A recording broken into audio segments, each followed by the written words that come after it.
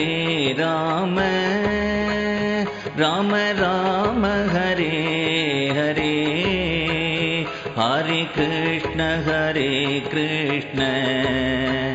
Krishna Krishna, Hare Hare, Hare Rama,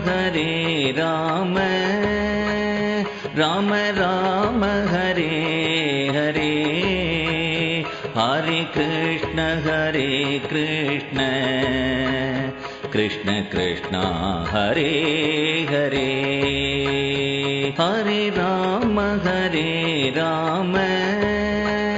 Rama Rama, Hare Hare, Hare Krishna, Krishna Krishna, Hare Hare. Under this object, we have started this first time here in Singapore. I'll come to you about the speaker later, but before that, it's a custom in Hindu tradition. Not only at the end, we thank the people who are really propelling this particular type of activities. Our sincere thanks to the Hindu Endowment Board, who has got closely associated with this program, and also the other well-wishers who said such programs are going to be a boon for this country.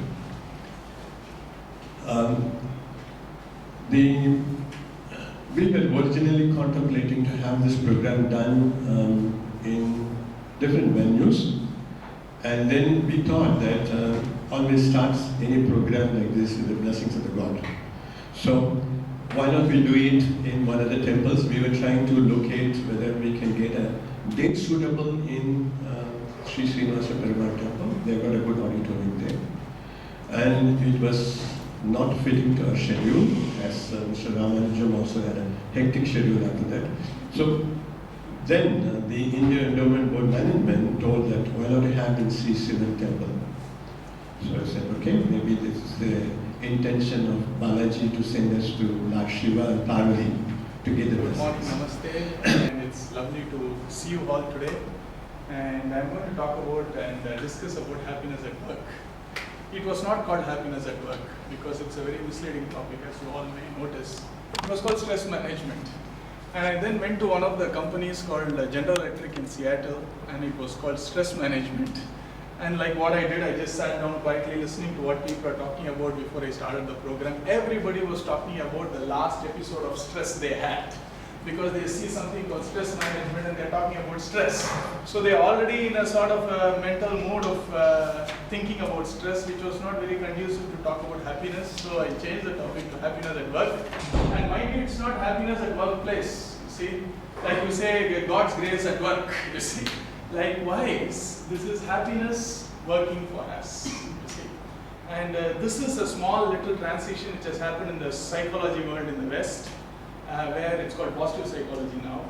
And some of those pioneers were like Martin Seligman and people like him.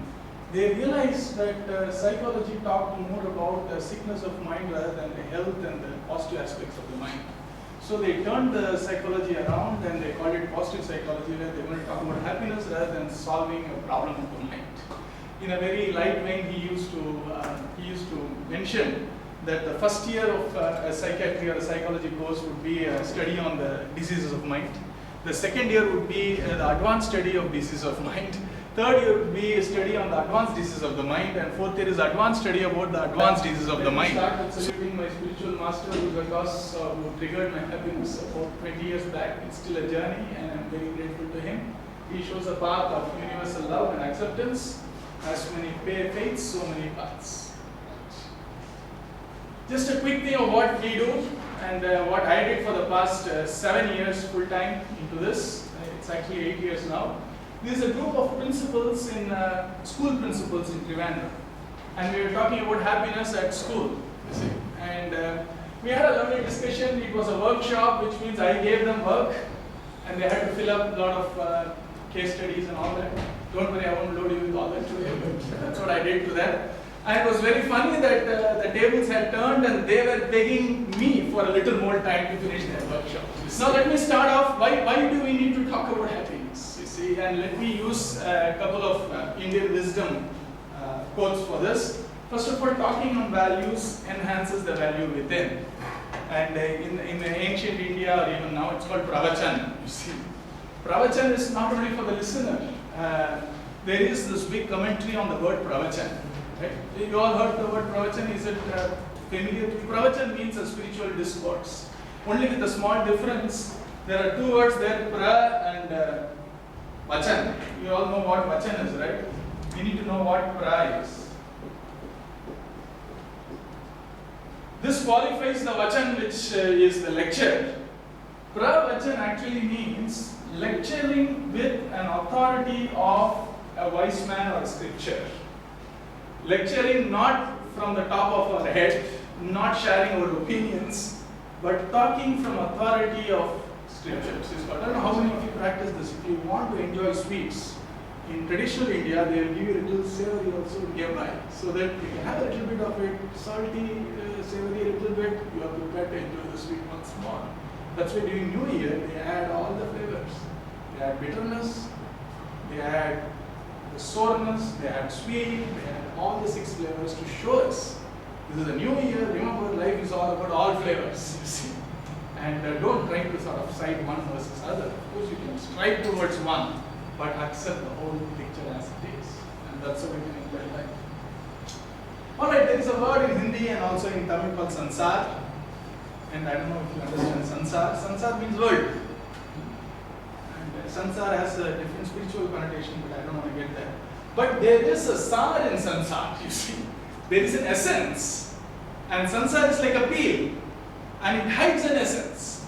We need to not just distracted here, we can actually translate and get inside to understand what is the sar in this sansar.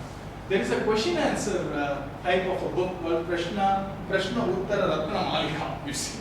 In that the question is samsare kimsara. What is the essence, what is the purpose, what is this whole world all about? The answer is the question, you see. Pondering the essence in this world is the purpose of this world, you see. So then you can get into the sar. Can we all pay attention, please? There are a lot of learning that are going to come. Please introduce yourself. Namaskar. My name is Arun, and I'm from the Bliss Table. Bliss Table. They got that name now. Okay. Perception seems to be my problem. See what you see was a little difficult for me to understand, because I am always in a meeting or at home. I think my point of view is right. I do not understand my wife's point of view, my son's point of view, my colleague's point of view. So see what you see, that foreground and background has made me richer now. That somebody sees good, somebody sees evil, somebody sees both, somebody sees two people doing yoga, and somebody sees life. So good afternoon, everyone. My name is Anju, and different things were applicable actually for different people. For me, for example, understanding the cause of my fear, and what I understood was that not always to expect a kind of a negative outcome in the future. To enhance faith and to understand that there could be a positive outcome as well. So that's a very powerful thing, I think. The other thing is to understand what exactly is the underlying emotion behind anger. So anger is not just anger, but there's something really behind it which has to be understood. Yeah, those were the two key takeaways for me. Thank you. Guys, you want to answer?